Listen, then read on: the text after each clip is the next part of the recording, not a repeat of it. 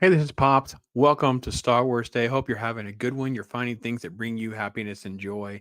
I'm going to talk about the Star Wars trading cards. And if you didn't know, they went completely bonkers in price during the pandemic. So let's check in and see how they've been doing. And maybe you'll learn a little bit about which ones are collectible, not how they're selling, graded versus non graded, those kinds of things.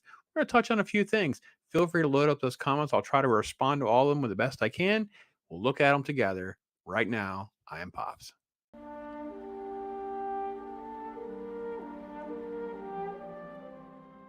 All right, this is the famous 1977 card number one. That's right. The Luke Skywalker card is the most valuable of the trading cards that we're going to talk about at first. It's the most sought after. There are not graded PSA 10s very often. There was not one since I think 2019 that has really sold a bit out of the market. Don't get confused by some that say auto authentic, like this one is. It says authentic auto 10, which means that's Mark Hamill's signature. The card itself may or may not be graded. In this case, I don't think it is graded at all. They're authenticating the autograph, not necessarily the card itself. And yet, even at that, it's still this sold for 1713. One recently went for like a best offer situation. We don't know exactly, but in the neighborhood of about $2,000 is what there's going. So a graded PSA 10 of this is probably going to run you in the neighborhood of $5,000 to $8,000. So to continue the trend, this is card 57 of Luke. So this would be the second most sought after Luke Skywalker card. This actually is graded at a Gem Mint 10 and sold for $35.50, and this was in April 1st. So this is a very accurate representation of where we are in the market. If this is going for 35 to 36, you figure the other one is at least double that. So probably closer to at least $7,000. So why are they so expensive? Well, number one, they're professionally certified and graded. Two, they're exceedingly difficult to find in good condition. Number one, we manhandled these cards when we were kids. They're torn up. We put them on our people put them in their spokes of their bikes. They rounded corners. I don't know, all sorts of crazy stuff happened. Number one, before we even got them, they were misprinted. They're not aligned right. The edging's all wrong, things like that. So I'm going to give you some examples of that. All right, here's a non-graded card, just like the last one that I showed you. It recently sold for $15, like 50 pops.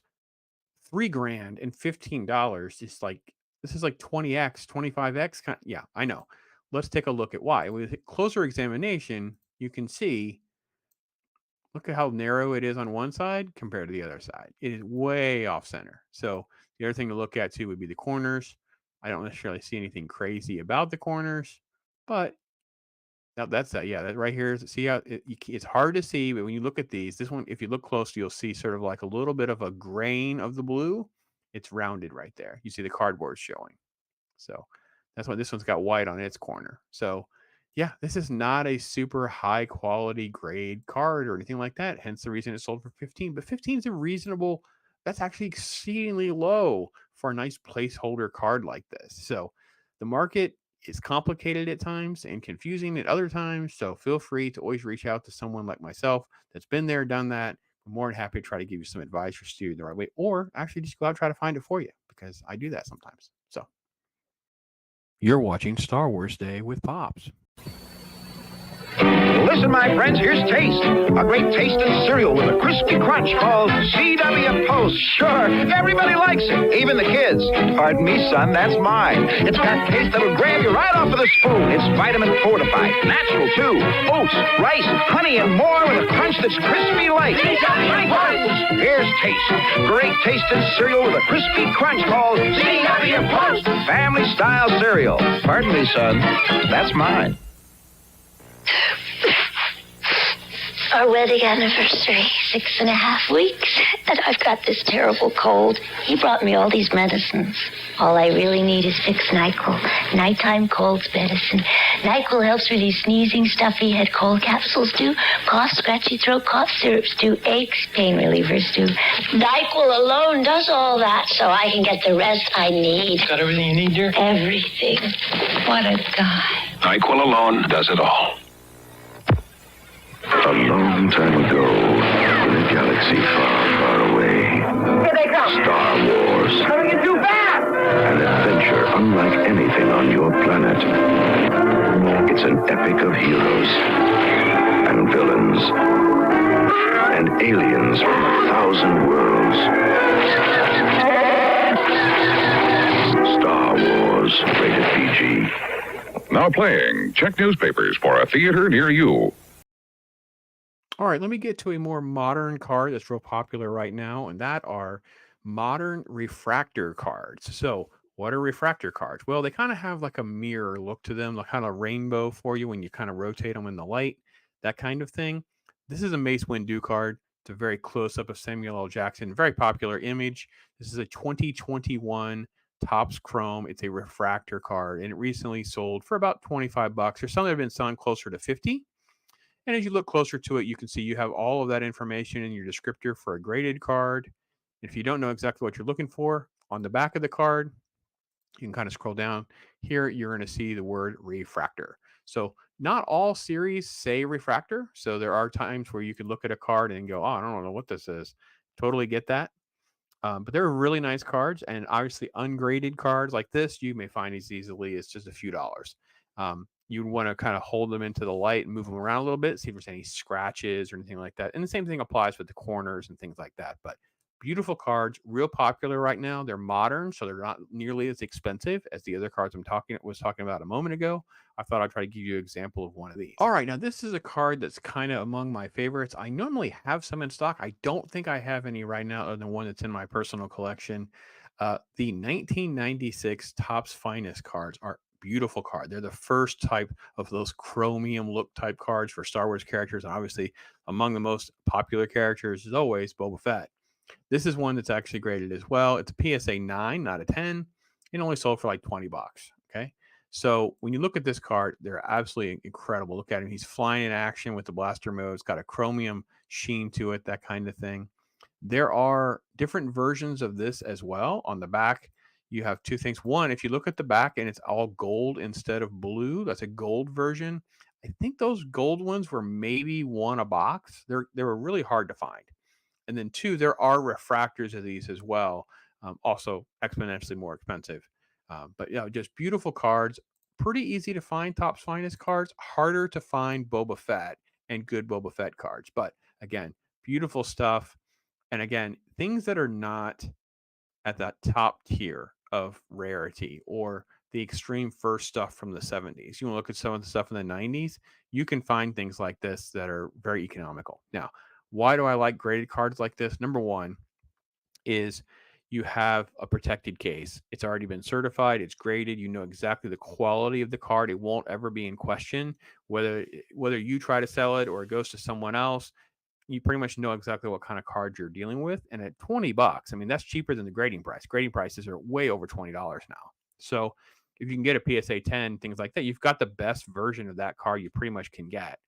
And then you have it sort of stored and safe. It falls on the floor. You don't have to worry about it getting dinged. Those cases pretty rarely will get damaged. Okay.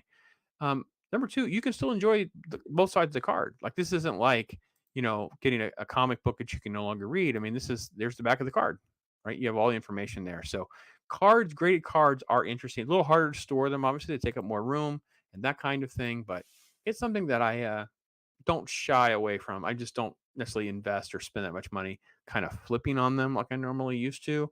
It's kind of got away. I have just a small stack, and they're mostly sports cards. I've had a harder time moving sports cards than I do graded Star Wars cards. All right, the last card I have here is one that you may actually have because it wasn't hard to find most of the time. Now, having it in good condition is another thing, but this is actually a Star Wars Galaxy promo card, P3, the floating Yoda statue card, that kind of thing. This thing is selling from the neighborhood of $600 to $800.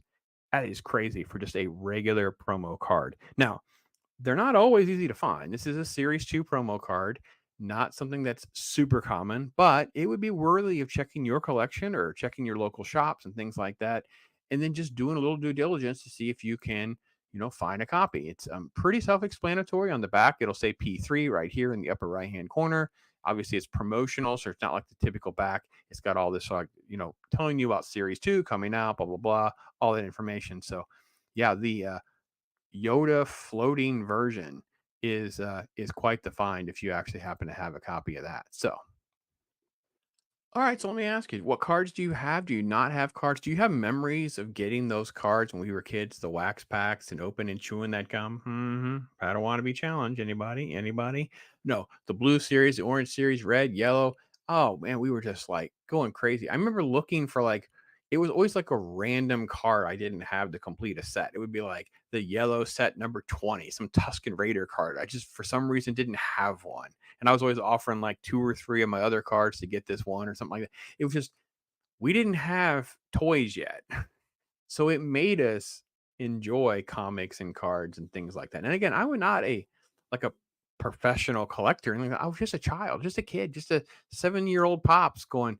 It's been 2 months, 3 months. I've seen this movie three times, four times because I had, I saw it six in its initial run. Now that run is from 77 to the 81, 82, 82, 82.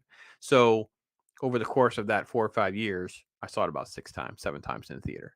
Um, I was like glued to memorizing stuff on these cards, reading these books, those kinds of things. So I'd love to hear from you those stories, any cards you have, binders, that kind of thing. So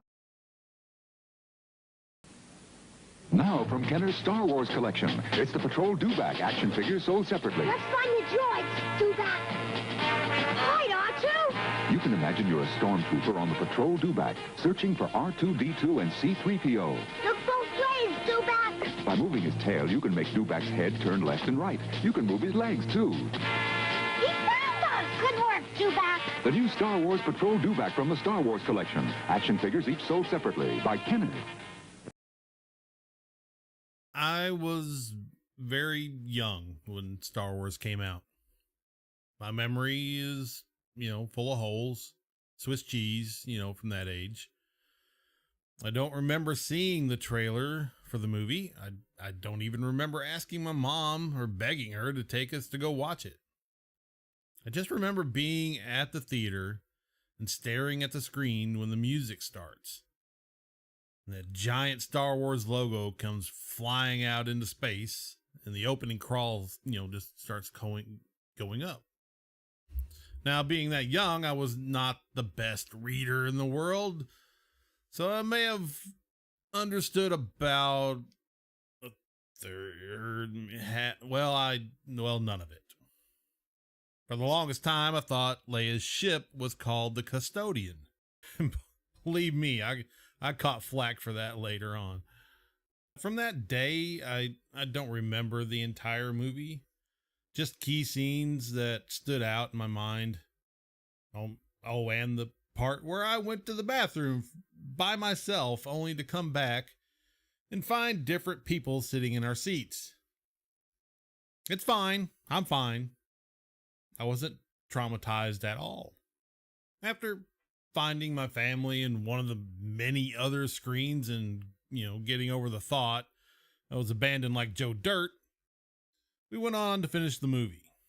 It was an amazing experience. I remember the first ignition of Luke's lightsaber.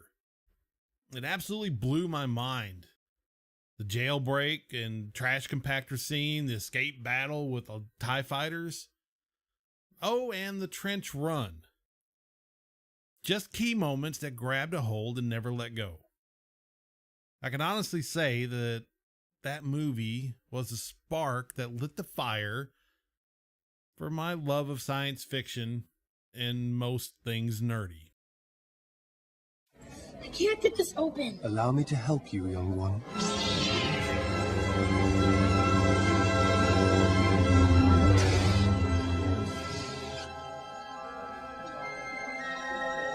Thanks, mister. May the fries be with you. Star Wars Episode 3 toys are now at Burger King. There are 31 different toys you can collect. You can wind up General Grievous, race around with the Millennium Falcon, or make Yoda do a backflip. There's one in every kid's meal, only at Burger King. It's the new Star Wars lightsaber from Kenner. Inflation required, batteries not included. You can pretend you have powers when you switch on Kenner's Star Wars lightsaber. Ready to feel the Force? Yeah! Switch on your Star Wars lightsabers, close your eyes, and go! I got it! Me too! Zap! You passed the test! The Force is with you! The Star Wars lightsaber, new from Kenner. Balloons not included.